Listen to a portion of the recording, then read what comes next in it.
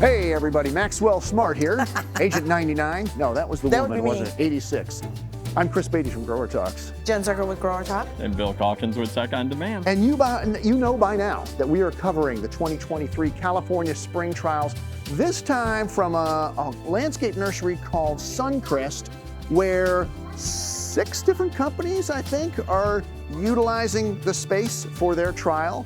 We have Cohen, Hishtil, Jeldety, Nir, Prudak, which grows vegetables. But the first one we're going to start with is a brand new company, at least to us, but I also think kind of to the North American market, which is Saad Asaf, an Israeli company, southern Israel, and they specialize in, dig this, canna lilies. They're also the Israel's largest Grower of amaryllis? amaryllis grower. That's exactly right. Yeah. We're not looking at amaryllis though. We're looking at vegetative canna lilies in all kinds of varieties. Now, cannas get a lot of viruses, right, Bill? They do, and traditionally coming from either the tissue culture or from the tubers. So yeah, the rhizomes, and they can carry diseases. What they have found a way to do is to propagate vegetatively from basically what's like an unrooted cutting. Hold those, Jen. Yeah.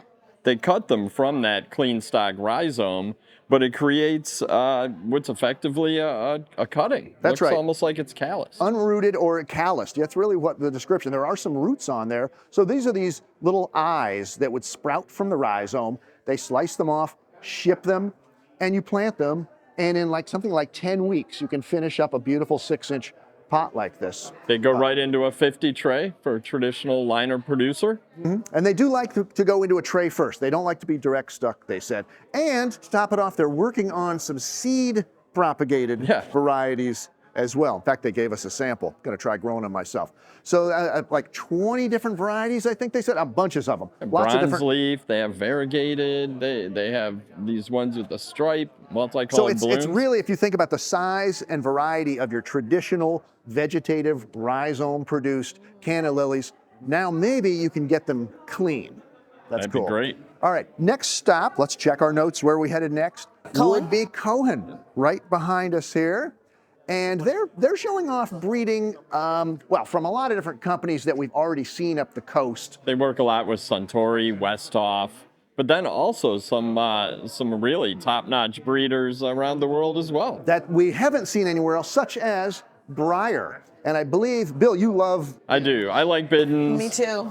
This is Biddens B, giant yellow. And what you notice with this is the way that those large flowers set right on top of the foliage, but in a very compact plant. No PGRs on that. No That is the PGRs. height that you get. And that's from- why it's recommended to be in smaller pots. Correct. Because it stays compact like that. Right. Now, David Curley, that's a name we've heard. In fact, somewhere we even interviewed him We out here did, one yeah. time years ago. David Curley's a renowned breeder here, and petunias are one of his calling cards. And all of these petunias that Cohen is showing are David Curley's. Now, we have not seen any double petunias not at all. this trip. And I can see why. Why would anyone else want to show theirs when these look so fantastic?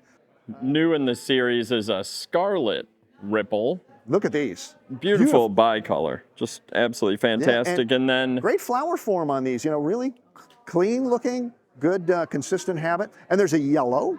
Matilda is also new in the series. And the series is Tumbelina. And they have the more compact types and then the large, vigorous basket types. And Osvaldo, if you slide down a little further to the end of this bench, you'll see some mini petunias. These are called bubbles. Tiny bubble. Oh, Tiny just bubbles. bubble. Just bubbles. Tiny bubbles would be the small flowered mini petunia, I'm sure, Bill. 2 colors they're showing here.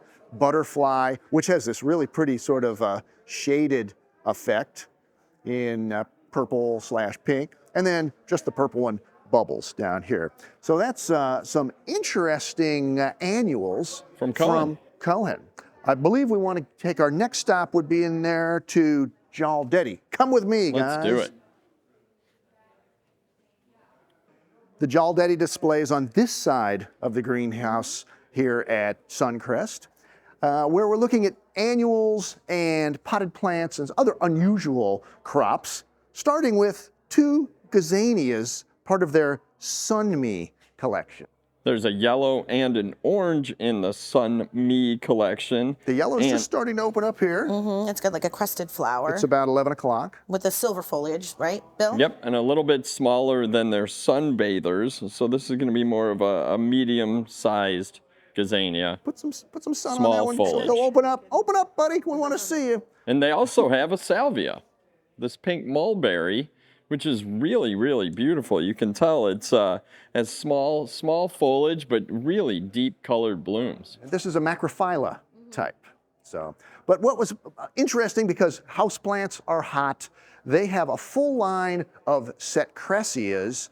None of these are, I don't think, exclusive to them, but there are dozens and dozens of shapes and colors, and they offer some really nice ones. You might also know it as Tradescantia. Tradescantia, exactly right. There's Zabrina, the first one, very classic. This is called green white. And then Zabrina Bordeaux is sort of a classic type, but much deeper with less green in it. And Jen's got a real pretty tricolored Yeah, one this is called more tricolor power. Yeah. It's the more upright variety. green and cream and pink colors going on there. And then in a little landscape type ornamental plant, we've got Coprosma, two different ones up here you can see in small pots. Pacific Night, which is green and burgundy. And then Coprosma Eclipse, which is more green and pink. And when those get outside or under higher light and start to grow, the colors are extremely vibrant. And it grows, what, 2 feet in the landscape, she said, once it's established? Yeah, it takes a while to grow, but they will take off. All right, well, let's swing to the other side of the bench and look at the new varieties from Hishtil. Working with nature, not an uncommon message out here at the California Spring Trials. They're doing a lot of their herbs, something they specialize heavily in, organically. Not everything, but they're working on getting that direction. And this is a fun trial because we get to taste and smell our way through it. How about this first one, Jen? Lemon Fizz. It sounds like it would be lemony. Should we taste it? Should we eat it? Yep. All right, what's it taste like? It's kind of it's an olive plant, right? Well, it's a Santolina, which they say, and it is true, it tastes and smells kind of like olives. Yeah. Last year we saw just this plain green one. Now they've got Lemon Fizz, which is named for the color. It's not fizzy or lemony. Or citrusy. It's olives. Lots of time and just amazing different varieties. Also, one of the things they're doing is going for dual purpose. They are. They're going to start putting together groups and collections of herbs that have additional benefits. And that's one of the things IL told us, is that the opportunity with herbs is a lot wider than people think. I like that line because there's taste, there's visuals. That's right. Like, for instance, this time covered with flowers, Yeah, and it's several of them. ornamental too. Here's one. See if you can get those little tiny pink flowers there. They said in a little time this thing will be covered with those little flowers. Mint, Gen Z. There are hundreds of mints. They've got just a small smattering of them here. A few new ones listed. Here, this is called Kentucky Colonel. I wanted to ask, is this like fried chicken? It's No, more like a Kentucky mint drink, a mint julep, I would say. I like the strawberry one. Strawberry smell-o-vision. We Yeah, always say it's we great. need it. Sorry, This guys, we're smelling it. Strawberry mint smells so much like strawberry, you just can't believe it. There's a mojito mint, a lime mint, lots of different mints. Other herbs. Oh, this is good. When they introduced a few years ago, but don't forget about it. It's called Coldacil. Coldacil. Very, very cold tolerant basil. Yes. And you can With just go a like this and you typical smell it. basil flavor. Yeah, great, and it's tough and cold tolerant. And then lastly, this is a lot of fun too. This is a rosemary, and it looks just like a traditional rosemary plant. But when you smell it, Smells like ginger. you get ginger out of that. That's called green ginger rosemary. So that is a smattering, a taste, if you will, of the herbs available. we almost Don't Did I forget one? salvia snowflake. Wait, let's taste one more. What are you smelling? Oh, that's Smelling sagey. that. This That has is this sagey. very light color, and but it's a very nice salvia. See, and now I'm hungry for like pork roast or something. That's pretty good. Okay, now that is a smell and a taste of the herbs available from Hishtil. Now we're going to look at a few Australian natives. Look, finally a plant designed just for Gen Z. Well, it says please touch. Who can't? I follow orders. Well, I won't slap your hand this time for touching the plants. I can't help it. Hey, this is Nir, N-I-R, which is actually a family name. Yeah. Another company from Israel, and they specialize in something very unusual.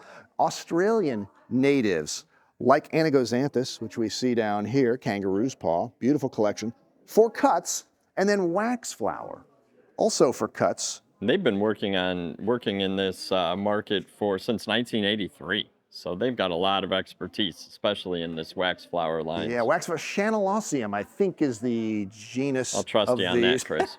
You can see all the different colors here. These are for cuts, and they seem to be doing pretty well as a specialty cut, sort of a woody ornamental cut flower. But where I would love to see more action is in these finished plants. They're beautiful shrubs. I mean, look at that in a clay pot. You tell me that wouldn't sell in a garden center.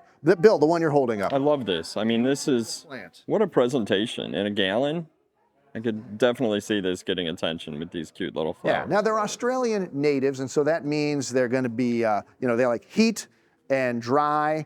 Don't know how well they would do in Florida, where I like to do my gardening. But still, if you find these interesting, reach out to your favorite sales rep or broker rep and say, hey, get me some of those Nir wax flowers, would you? Anyway, I think that's it. Oh my. A tithe, a smattering, a taste and a smell From all of these Israeli breeding companies all the here every Suncrest? Every since there is at the 2023 California Spring Trials. No, you cannot eat this one, Bill. Well, you can eat anything. We may just have to give you CPR.